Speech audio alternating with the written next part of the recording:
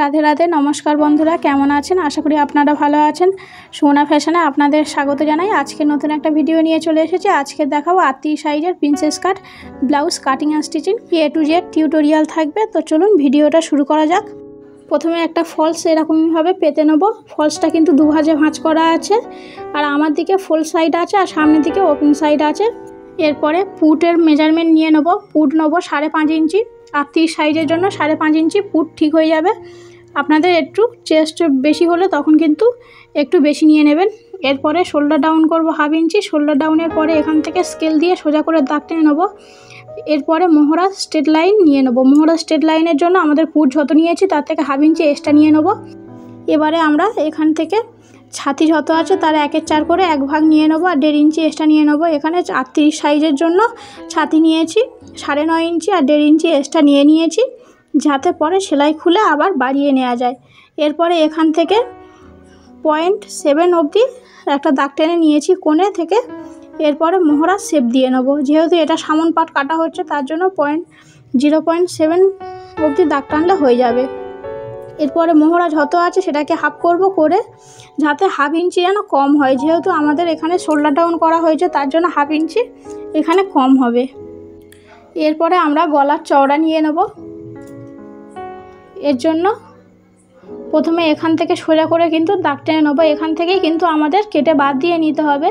আর এখান থেকে আমরা গলার ঝুল নিয়ে নেব, পয়েন্টের মাপ নিয়ে নেব আর এমনি লেন্থও নিয়ে নেব। গলার ঝুল নিয়েছি 7 ইঞ্চি, 6.5 ইঞ্চি ঝুল আর 1/2 ইঞ্চি এক্সট্রা নিয়েছি, সেলাই হয়ে যাবে তার জন্য। আর এখান থেকে পয়েন্টের দাগ নিয়েছি 11 ইঞ্চি। যতটা পয়েন্ট থাকবে তার থেকে 1/2 ইঞ্চি এক্সট্রা নিয়ে নেবেন। আর এরপরে ঝুল যতটা আছে তার থেকে 2 ইঞ্চি এক্সট্রা নিয়ে নেবেন।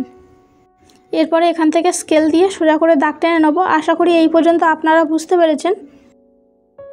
গলার ঝুল ও পয়েন্টের ঝুল আমরা যেখানে দাগ দিয়েছিলাম সেখানে ছোট করে একটা করে দাগ টেনে নেব, যাতে আমাদের গলার মেজারমেন্ট নিতে সুবিধা হয়। এরপরে এখান থেকে আমরা 1.5 ইঞ্চি মতন একটা দাগ টেনে নেব। 1.5 ইঞ্চি ওখানে নিয়েছি আর এখানে গলার ঝুলের এখানে 2 ইঞ্চি নিয়ে নেব। 1/2 ইঞ্চি এক্সট্রা নিলে দেখতে ভালো লাগবে। এখানে আপনারা আপনাদের পছন্দ মতন কিন্তু গলার শেপ দিতে পারেন। এরপরে আমরা পয়েন্টের চওড়া নিয়ে নেব। পয়েন্ট আমাদের ছাতি যত আছে সেটাকে 10 ভাগ করব, করে কিন্তু এখানে দাগ টেনে নেব।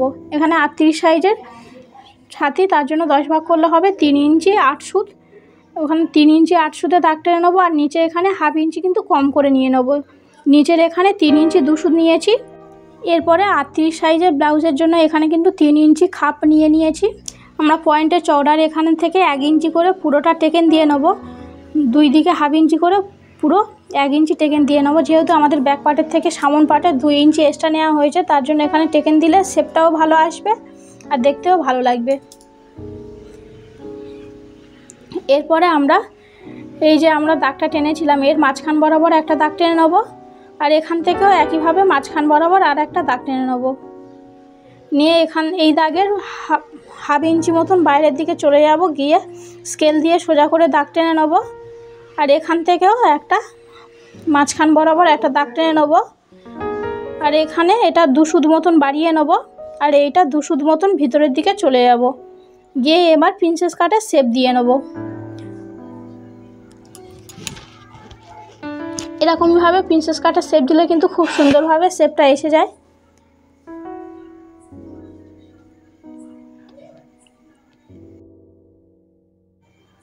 এরপরে আমরা যেন এখানে যে কোণ মতন আসছে এটা যেন কোণ না আসে, একটু গোল মতন শেপ দিয়ে দেবো। এরপরে আমরা দেখে নেবো এটা কতটা আসছে। এটা যতটা আসবে কিন্তু আমাদের প্রিন্সেস কাটের এই খাপটা যেন ততটা আসে। যদি বা বেশি আসে সেখান থেকে একটা দাগ টেনে নিতে হবে যতটা বেশি আসছে। আমি যেমনভাবে করছি আপনারা দেখতে পাচ্ছেন এরকমভাবে কিন্তু করে নেবেন। এরপরে আমরা কোমরের মেজারমেন্ট নেব। কোমর যত আছে সেটাকে 4 ভাগ করব, করে কিন্তু প্লাস 3 ইঞ্চি খাপের জন্য 3 ইঞ্চি প্লাস করতে হবে। আর 1.5 ইঞ্চি ফিটিংসের জন্য এক্সট্রা নিয়ে নেব। এরপরে এখান থেকে সোজা করে দাগ টেনে নেব। এখানে আপনারা খাপ যতটা বেশি নেবেন সেরকমইভাবে কিন্তু এক্সট্রা নিয়ে নিতে হবে। এখানে যেহেতু আমি খাপ 3 ইঞ্চি নিয়েছি তার জন্য 3 ইঞ্চি এক্সট্রা নিয়েছি। এখানে আপনারা 2.5 ইঞ্চি নিলে 2.5 ইঞ্চি খাপের জন্য এক্সট্রা নিতে হবে। এরপরে এখান থেকে 1 ইঞ্চি বরাবর একটা দাগ টেনে নেব সোজা করে। আর এখান থেকে মোহরার একটু নিচের দিকে লাভিয়ে দেবো, দিলে কিন্তু শেপটা ভালো আসবে। এরপরে আমরা প্রিন্সেস কাটের উপরের শেপটা দিয়ে নেব। এর জন্য 5.5 ইঞ্চির ফুট লাইন থেকে 5.5 ইঞ্চি অথবা 5 ইঞ্চির একটা দাগ টেনে নেব, নিয়ে এখান থেকে আস্তে আস্তে কিন্তু প্রিন্সেস কাটের শেপ দিয়ে নিতে হবে। এরকমইভাবে ড্রয়িং করলে কিন্তু খুব সুন্দরভাবে ফিনিশিং আসে আর ফিটিংসটাও খুব ভালো হয়। আপনারা এরকমইভাবে একবার করে দেখতে পারেন। যেমন ড্রয়িং করেছি দেখতে পাচ্ছেন, এরকমইভাবে কিন্তু পুরোটা কেটে নেব। আর এখানে আমার কাটার ভিডিওটা ডিলিট হয়ে গিয়েছে, তার জন্য কাটিংয়ের ভিডিওটা দিতে পারিনি। আপনারা আমি যেমনভাবে ড্রয়িং করেছি এরকমইভাবে ড্রয়িং করার পরে কিন্তু পুরোটা কাটিং করে নেবে, নিলে কোনো অসুবিধা হবে না। আর এরপরে আমরা এখান থেকে একটু মিলিয়ে দেখে নেবো যে ঠিকভাবে আসছে কিনা।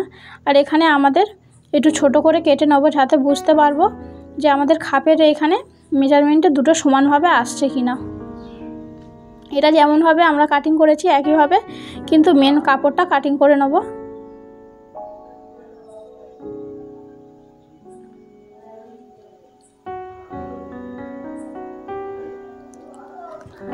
এবারে আমরা হাতা কাটিং করব। এর আগে কিন্তু আমরা ব্যাক পার্টের সাথে দেখে নেব সামন পার্টটা আমাদের কতটা বড় হচ্ছে। সাইডে যদি বা একটু ছোট বড় হয় তখন কিন্তু যেটা বড় হবে সেটা একটু সমান করে কেটে নিতে হবে, নিলে ঠিক সমানভাবে এসে যাবে। এরপরে হাতা কাটিংয়ের জন্য আমরা একইভাবে ফলস পেতে নিয়েছি, 4 ভাঁজে কিন্তু ভাঁজ করা আছে। এরপরে ঝুল যতটা আছে তার থেকে 1 ইঞ্চি এক্সট্রা নিয়ে নিতে হবে। এরপরে নিচের দিকে 3.5 ইঞ্চির একটি দাগ টেনে নেব, আর এখান থেকে সোজা করে স্কেল দিয়ে দাগ টেনে নেব, নিয়ে মোহরা যত আছে তার হাফ করে নিয়ে 1.5 ইঞ্চি এক্সট্রা নিয়ে নেব। আর নিচের দিকে মুহুরি যত আছে সেটাকেও হাফ করে নিয়ে 1.5 ইঞ্চি এক্সট্রা নিয়ে নেব, নিয়ে পুরোটা কাটিং করে নেব।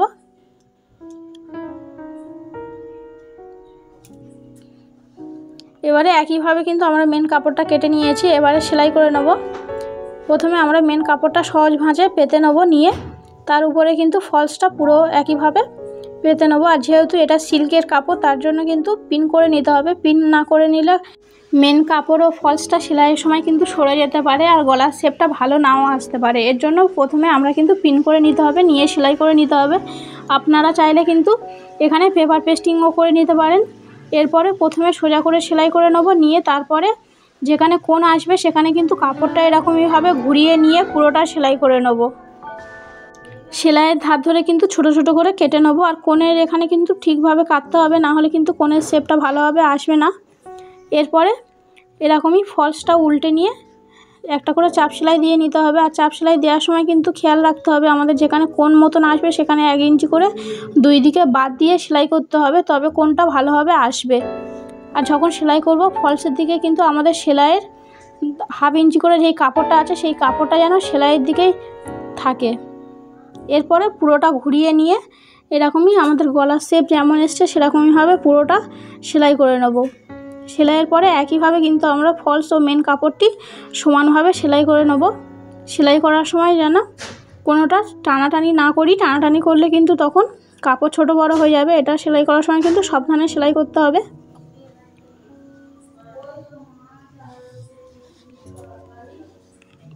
পুরোটা সেলাই করা হয়ে গিয়েছে। এরপরে যেই বাড়তি কাপড়গুলো আছে সেটা কিন্তু কেটে বাদ দিয়ে নিতে হবে। বাড়তি কাপড়গুলো কেটে না বাদ দিলে তখন কিন্তু সেলাই যখন প্রিন্সেস কাটটা জয়েন্ট হবে তখন কিন্তু ছোট বড় হয়ে যেতে পারে আর ভালো লাগবে না। এরপরে দুটো এরকমইভাবে সমান করে দেখে নেব যে ঠিক আছে কিনা। এরপরে আমরা যে টেকেনের জন্য কাপড় নিয়েছিলাম 2 দিক থেকে হাফ ইঞ্চি করে 1 ইঞ্চি মতন, এটা কিন্তু এরকমইভাবে প্রথমে দাগ টেনে নেব, নিয়ে ঘুরিয়ে চেপে নেব যাতে 2 দিকে সমানভাবে দাগটা এসে যায়। এরপরে আমরা কিন্তু 1 ইঞ্চি 2 পাশ থেকে ছেড়ে পুরোটা সেলাই করে নেব, নিয়ে আমরা একইভাবে প্রিন্সেস কাটের দ্বিতীয় পার্টটা সেলাই করে নেব। সেলাই করার সময় কিন্তু মেন কাপড়ের উপরে আমরা ফলসটা বসাবো না, উল্টো দিকে মেন কাপড়ের উল্টো দিকেই আমরা ফলসটা সেলাই করে নেব। একইভাবে কিন্তু আমরা দুটো এরকমই সেলাই করে নেব। সেলাই হয়ে যাওয়ার পরে বাড়তি কাপড়গুলো কেটে বাদ দিয়ে নেব। 1 সুত এক্সট্রা কাপড় থাকলেও সেটা কিন্তু কেটে বাদ দিয়ে নিতে হবে।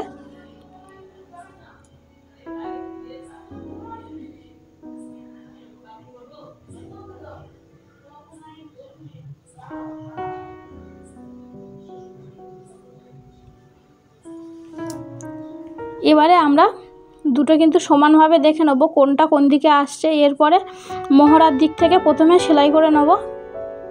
সেলাই করে পুরোটা কিন্তু আস্তে আস্তে সেলাই করব, কোনো দিকে কিন্তু টানাটানি করব না, টানাটানি করলে কিন্তু ছোট বড় হয়ে যেতে পারে। আর দুটো কাটা কাপড় সমানভাবেই সেলাই করতে হবে, তবে কিন্তু সমানভাবে আসবে, না হলে কিন্তু ছোট বড় হবে কোনো একটা পার্ট।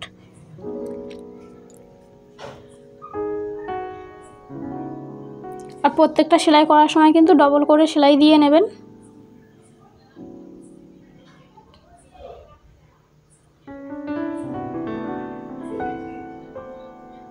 আমরা এটা যেমনভাবে করেছি দেখতে পাচ্ছেন খাপটা কত সুন্দর এসেছে। এরপরে আর একটা একইভাবে সেলাই করে নেব। আর এটা সিলিকন প্যাড না বসালেও কিন্তু খাপটা খুব সুন্দরভাবে এসে যায় আর দেখতেও ভালো লাগে। এরকমভাবে আপনারা একবার ট্রাই করে দেখতে পারেন। দেখতে পাচ্ছেন কত সুন্দর খাপটা এসেছে। এরপরে আমরা কোমরপট্টি বসিয়ে নেব।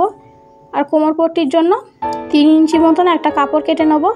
আর যেহেতু আমরা প্রিন্সেস কাটে যেখানে জয়েন্ট করেছি ওখানে কিন্তু হেম সেলাই করার সময় অনেকটা কাপড় কুঁচকে থাকে, হেম সেলাই ঠিকভাবে ফিনিশিং হয় না। ওর জন্য আমরা যেখানে খাপটা জয়েন্ট করেছি সেখানে কিন্তু একটা করে প্লেট মতন কুঁচি মতন দিয়ে নেব। কুঁচিটা দিলে কিন্তু হেম সেলাই করার সুবিধা হয়। এরপরে কোমরপট্টিটা ঘুরিয়ে নিয়ে একটা চাপ সেলাই দিয়ে নেব। চাপ সেলাই দেওয়ার পরে এরকমই উল্টে এটা পুরো হেম সেলাই করে নেব। আপনারা চাইলে কিন্তু মেশিনে সেলাই করে নিতে পারেন।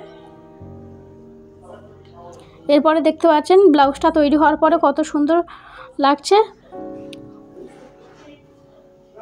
আর প্রিন্সেস কাটের খাপটাও কিন্তু খুব সুন্দরভাবে এসে গিয়েছে।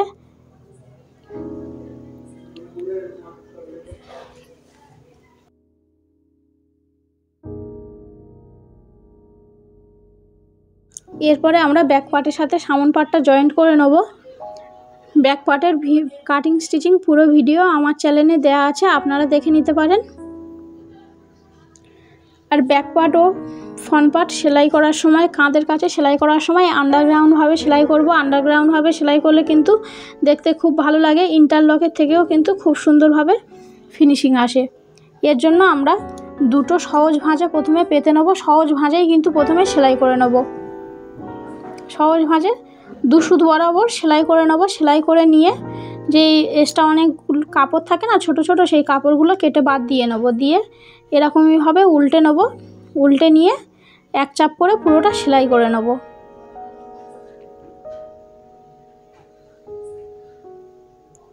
আগেরটা যেমনভাবে করেছি এটাও একইভাবে করে নেব।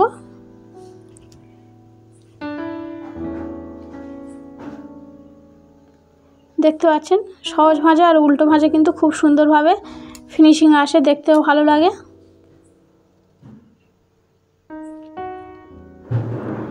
এরপরে আমরা কিন্তু যেই কাঁধের কাছে কাপড়টা জয়েন্ট হয়েছে সেটা কিন্তু একদিকে সরিয়ে দিয়ে চাপ সেলাই দিয়ে নেব। চাপ সেলাই দিলে কিন্তু দেখতে ভালো লাগে। আর যে বাড়তি সুতোগুলো আছে সুতোগুলো কেটে বাদ দিয়ে নেব। এরপরে আমরা হাতাটা ফলস লাগিয়ে নেব। হাতার সহজ ভাঁজের উপরে ফলসটা প্রথমে এরকমইভাবে সেলাই করে নেব। সেলাই করার পরে ফলসটা উল্টে নিয়ে একটা চাপ সেলাই দিয়ে নেব। এই চাপ সেলাইটা দেওয়ার সময় কিন্তু আমাদের জয়েন্টের কাপড়টা ফলসের দিকেই থাকে যেন, তবে কিন্তু দেখতে ভালো লাগবে। এরপরে পুরোটা সেলাই করে নেব। পুরোটা সেলাই করার সময় কিন্তু আস্তে আস্তে সেলাই করতে হবে, কোনো দিকে যেন টানাটানি না করা হয়। টানাটানি করলে তখন কিন্তু কাপড় ছোট বড় হয়ে যাবে, দেখতে ভালো লাগবে না। আর সেলাইয়ের পরে কিন্তু বাড়তি কাপড়গুলো কেটে বাদ দিয়ে নিতে হবে। এরপরে আমরা ব্লাউজের সাথে হাতা জয়েন্ট করে নেব। এর জন্য হাতাটা প্রথমে 2 ভাঁজ করে নেব। ভাঁজ করে নেওয়ার পরে মাঝখান বরাবর ছোট করে একটা কেটে নেব। ওই মাঝখানের থেকেই আমরা কিন্তু ব্লাউজের কাঁধে থেকে এক সাইডে প্রথমে সেলাই করে আসব।